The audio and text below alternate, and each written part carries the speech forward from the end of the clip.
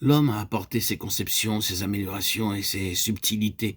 En les substituant à la parole de Dieu, il a apporté chaos, lutte, confusion et stérilité parmi le peuple de Dieu.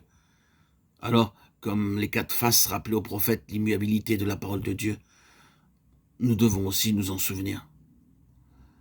Vous voyez Ézéchiel 8 et 9. La première face, celle de l'homme, nous rappelle que le Seigneur Jésus devint un homme.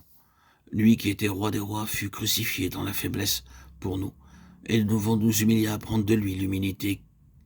Qui sommes-nous pour nous glorifier de nos propres œuvres? Non, la croix de Christ doit travailler de plus en plus profondément en nous, afin de nous rendre véritablement humbles. C'est la seule façon d'être identifié avec le dessein de Dieu. Le second chérubin, ou être vivant, avait la face d'un lion. Dans Genèse chapitre 49, verset 10, il est prophétisé ainsi. Le sceptre ne s'éloignera pas de Juda, ni un législateur d'entre ses pieds, jusqu'à ce que le Shiloh vienne. Sédécias fut le dernier roi de Juda, 2 Rois 25-7. Après lui, il n'y eut plus de roi, jusqu'à ce que le Seigneur Jésus vienne et soit appelé. Le lion de la tribu de Juda, Apocalypse 5-5. Il vint comme le lion, le véritable roi de Dieu. Tous les rois qui ont régné sur la maison de Juda ont failli. Mais le Seigneur Jésus, le véritable roi de justice, est venu pour régner. Maintenant, son royaume va venir sur terre. Aucun autre royaume, aussi bon soit-il, ne durera éternellement. Nous ne pouvons pas mettre notre espoir dans le royaume terrestre. Mais nous croyons au retour du roi des rois, le Seigneur Jésus-Christ. Il doit venir pour régner et apporter la véritable paix sur la terre. Soyons prêts pour cela. C'est seulement en nous identifiant nous-mêmes avec lui maintenant dans chaque chose et chaque situation que nous serons avec lui quand il reviendra pour juger et régner.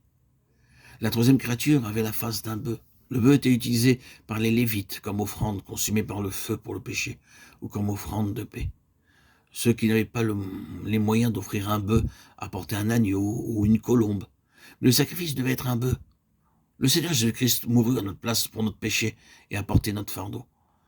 Le taureau ou le bœuf était généralement utilisé pour tirer des charrettes ou des fardeaux très lourds. Ces animaux humbles et patients nous rappellent le complet sacrifice du Seigneur, Jésus qui apporta nos fardeaux et nos péchés. Nous ne pouvons pas porter nos propres fardeaux, mais il le peut, si nous le laissons faire. Si vous essayez encore de porter vos fardeaux, peines et troubles, priez et continuez de prier jusqu'à ce que le fardeau soit placé sur lui. Vous vous trouverez alors fortifié parce que vous recevrez de lui. Il offre le repos pour le fardeau le plus lourd. Mais cela vient seulement lorsque nous lui remettons tous nos soucis. Il peut être touché par nos infirmités car il a connu toutes les épreuves lors de son séjour sur la terre. Aussi prenons notre place en lui, comme celui qui porte nos péchés et nos fardeaux. La dernière des créatures avait la face semblable à celle d'un aigle. L'aigle est un oiseau qui ne vieillit pas rapidement. C'est le symbole de l'éternelle jeunesse. Psaume 103:5, Ésaïe 40:31. Lorsque vous devenez âgé, vous ne pouvez pas faire tout ce que vous souhaitez faire. L'aigle, on peut le dire, reste jeune, même à un âge avancé. Il n'arrête pas de se déplacer, il vole, encore haut et sur de grandes distances.